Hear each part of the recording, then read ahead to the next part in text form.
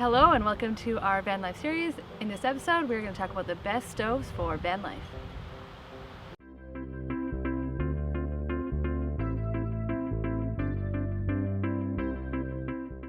Today we're going to talk about the three common stoves. We're going to talk about the propane stove, and then we're going to talk about the backpacking isobutane stove, and then we're also going to talk about the induction cooktop, and then I'll tell you some pros and cons of each stove.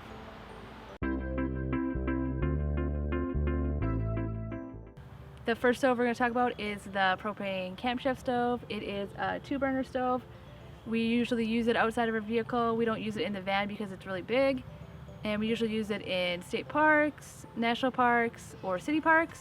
And we also use it in free camp spots that we find. And we really like it because it's really sturdy. It works well when it's kind of windy out.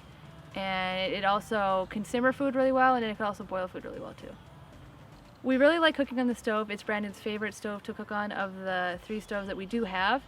And these are the pros of the stove. The thing that we like a lot is that it's a 2-burner stove, so we can cook 2 different meals at the same time, which is convenient. It saves us time. The second thing that we like about the stove is that when you're cooking longer meals, the stove is sturdier, so we can cook on it easier. And since the propane does last a while, then it is easier to cook the longer meals. And then the last thing that we like about the stove is that it is really easy to find propane. We like to stay at Walmart's because it's convenient to stay at, and you can find propane at mostly every Walmart that we go to. And it's also $3 for a can of propane, which is relatively cheap. The cons of the stove, there are only 2 cons. The first con is that the type of stove that we got, the camshaft, it's a 2-burner, it works really well. But it was about like $100 for this particular type of stove. I know you can get cheaper propane stoves, but the one that we got was $100, so it was expensive for us. And then the other con is that it's really big. It's so big that we can't even use it in our vehicle. And then if you don't have enough storage for actually storing the stove, it does take up a lot of room, and it's kind of a pain to pack in the back of our van. Those are the pros and cons of the camshaft stove if you're interested in purchasing it for yourself.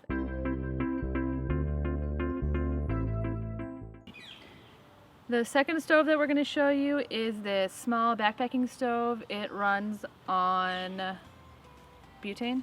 Isobutane. It's a butane propane mix. This is a big bottle you can get at Walmart. It is, I believe, around $10 for a big bottle. But what I've noticed about the butane propane mix is that it does run and last longer than the propane does. This is the stove that I like the best just because it's really small and really easy to put together and to use, and it doesn't take up very much space. And usually we use it in parks or state parks, city parks, campgrounds, or I've also used this in the vehicle. No, we don't like to because I don't think an open flame in any vehicle is good, but it does work well, and it's really convenient at cooking food that doesn't take that long to cook. Now we're going to tell you the pros and cons of the backpacking stove. The first pro is that it's very small, so it's really easy to store in your vehicle. If you have a small vehicle, don't have a lot of space, it's really easy to store, and it's relatively easy to set up as well. The other thing that's good about the stove is that the fuel, you can find the fuel at Walmart's, and the fuel is $10, but it does last a long time. And then another pro is that the stove was very cheap. You can get really expensive backpacking stoves, but I wouldn't waste your money on those. You can just go on Amazon and then get a pretty good backpacking stove. The cons of the stove are that the stove that we got, because it was a cheaper version of the expensive stove, that it does get really unsteady at times. You almost have to hold on to the handle when you're cooking, especially if there's a lot in the pot, because the pot can tip over. And then the last con is that this stove is really only good if you're making meals that are really fast to make. If you're going to make a meal that takes a lot longer, then I wouldn't use this stove just because it is somewhat unsteady. But I do like to use the stove a lot, and it's very convenient. That's a rundown on the isobutane backpacking stove if you're interested in that one.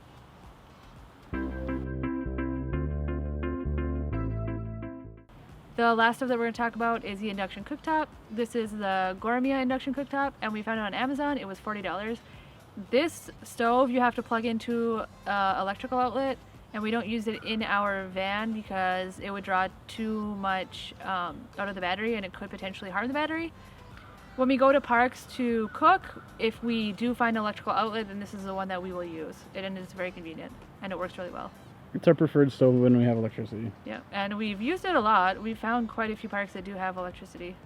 So if you do end up using this stove, then you need to have a metal pot, and the metal pot has to be a magnetic metal like stainless steel, or you can use cast iron. So just be aware of that you need the right kind of pot to use on the stove. But it is our preferred stove that we would use for cooking. It's very handy. The pros of the induction cooktop is that it's very small. It doesn't take up that much room in our van, and it's really easy for us to store. Another pro is that it has a lot of cook settings. It has really low settings and it has high settings, so it's really easy to simmer food, but it's also really easy to boil water, and boiling water does not take very long on the stove at all.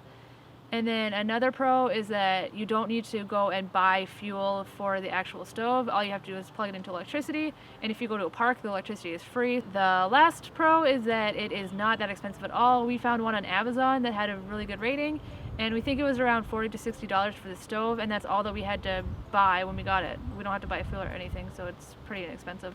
The cons of the stove are that you have to use a specific type of pot. You can use a cast iron pot, or you can also use a metal pot that's magnetic. If you don't have that, then you'll also have to buy that on top of buying the stove, which can get expensive. And then the other con of the stove is that you do need electricity to use the stove. So if you have a hard time finding parks that have electrical outlets, and if you don't have enough, or if you don't want to use your solar for the stove, then you're gonna have a hard time using the stove. So that's the rundown on the induction stovetop. These are the 3 stoves that we use while we're cooking. Then depending on our situation, we'll use one stove over the other. And if you have any stoves that you prefer, or if you have any questions about the stoves that we use, then you could leave a comment below. And we'll also link to the different stoves that we have in the description section of this video. And remember, like always, like, share, and subscribe.